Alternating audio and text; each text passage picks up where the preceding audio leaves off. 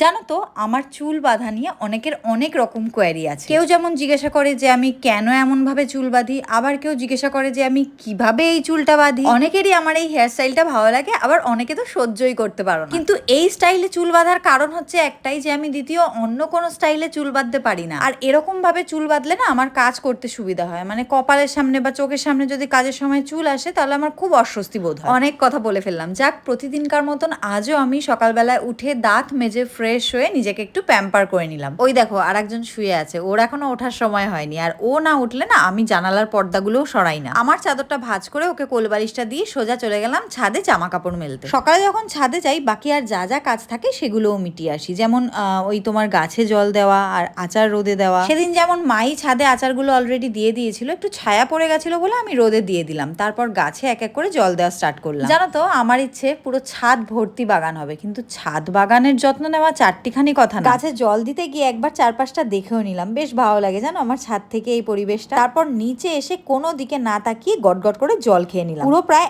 1 বোতলে। এটা আমি কোনোদিনও বলি না, এতে কি হয় জানো আমার সারা দিনে কাজ করার এনার্জিটা যেন দ্বিগুণ হয়ে যায়। এরপর এক এক করে আমি সংসারের কাজ শুরু করলাম। জানো তো আমি কোনোদিনও পছন্দ করি না যে কেউ আমাকে চোখে আঙুল দিয়ে দেখিয়ে দেবে যে এই কাজটা কর কিংবা এই কাজটা পড়ে আছে। চেষ্টা করি যতটা কাজ করব মন থেকে আর ভালোবেসে করার। আর একটা সিক্রেট তোমাদের বলি, এই যে দেখছো যে রোজ সকালবেলায় আমি চা খাই, আমি কিন্তু বিয়ের আগে 1 ফোঁটাও চা খেতাম না, সেটা র চা হোক কিংবা দুধ চা। এখন র চাটাই যা একটু খাই। যাই হোক ওদিকে চাটা তো বসিয়ে দিয়েছি, এবার ভাবলাম চায়ের জলটা ফুটতে ফুটতে বেসিনটাও পরিষ্কার করে নিই। কিন্তু সকাল থেকে মাথাতেই ছিল না যে আজ তো আমাদের এখানে ভোট, সেটা বিপদ দাদু এসে মনে করিয়ে দিল। মাও অমনি বলে উঠলো আমারও ভোট দেওয়া হয়ে গেছে, এই দেখ। আমি বললাম কোথায়, কালির দাগ কোথায়, আমার সঙ্গে চুক্কি খেলা হচ্ছে। অনেক হাসি ঠাট্টার পর খেতে বসে পড়লাম। সকালের ব্রেকফাস্টের জন্য বাবা সেদিন এনেছিল ভোট স্পেশাল পেটাই পরোটা আর আলুর তরকারি। উফ আমার যা লাগে না খেতে এটা, কিন্তু অবশ্যই গরম গরম খেতেই ভালো লাগে, ঠান্ডা হয়ে গেলে এটা আর কোনো স্বাদ পাই না। খেয়ে দিয়ে ঝটপট করে কাজে হাত লাগিয়ে দিলাম। আগে সবজিটা কেটে নিচ্ছিলাম, যেহেতু আজকে বৃহস্পতিবার ছিল, বরকে ডাকার অত তাড়া ছিল। সবজি কেটে উঠে দেখলাম যে প্রায় 11:15 বাজতে যায়, তখন গিয়ে ছুটে বরকে ডাকতে শুরু করলাম। ভিন্ন স্টাইলে আমার ওকে ডাকতে হয়। আজকে তোমরা দেখতে পারবে যে রীতিমতন ওকে ডাকতে গেলে মাথার ঘাম পায়ে পড়ে,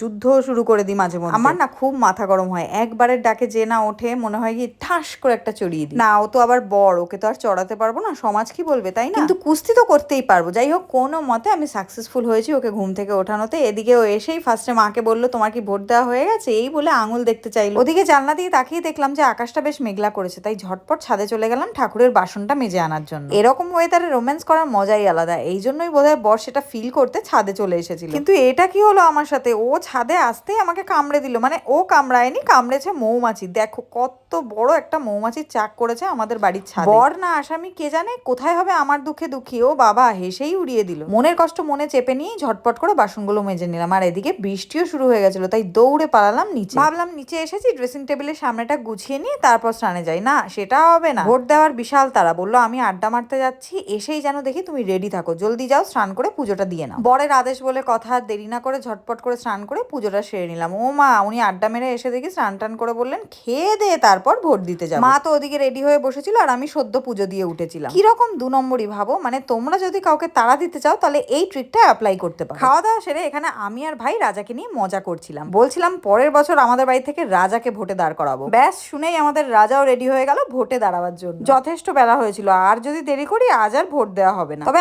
আমাকে রেডি হতে দেখলেই জানি না শুভর কি প্রবলেম হয়ে যায়। আমার রং বেরঙের জামা নিয়ে ওর তো বিশাল প্রবলেম হচ্ছিল, যে তুমি কাকে ভোট দেবে সেটাই তো আমি বুঝতে পারছি না, এইসব নিয়েও আলোচনা করছিল। তারপর 4 জন মিলে একসাথে বেরিয়ে পড়লাম। দল বেঁধে বেরিয়েছিলাম বলে এখানে শুভ একটু হাব ভাবও দেখেনি। সকালে যা রোদ উঠেছিল সেটা যদি এখনো থাকতো তবে আমাদের ফেটে হাতে চলে আসতো, মানে আমাদের মাথা। একদিকে বেলায় ভোট দিতে যাওয়ায় আমাদের বেশ ভালোই হয়েছিল, বেশ একটা লাইন আমাদের ফেস করতে হয়। ঝটাফট করে ঢুকে ফটাফট করে ভোট দিয়ে বেরিয়েও পড়লাম। বেরিয়ে দেখি শুভ আমায় দেখালো ওই দেখো বাবু কাকা আর মণিমাও ভোট দিতে আসছে। আমাকে চামেলি দিয়ে কমেন্ট করে বলেছো দিদি আমি তোমার খুব বড় ফ্যান, ভিডিওতে আমার নামটা নিও প্লিজ। থ্যাংক ইউ চামেলি, খুব ভালো থেকো। আর হ্যাঁ এবছর কিন্তু আমি শ্বশুর বাড়ির এখানে প্রথম ভোট দিলাম, আর সোহম দিল এই বছরই প্রথম ভোট। বাড়িতে ঢুকতে না ঢুকতেই পেয়ে গেলাম লালু বাবার দর্শন। এখন তো নাগালের বাইরেই থাকে। কেন বলো তো, পাড়ার বড় সড়ো ডন হয়ে গেছে যে।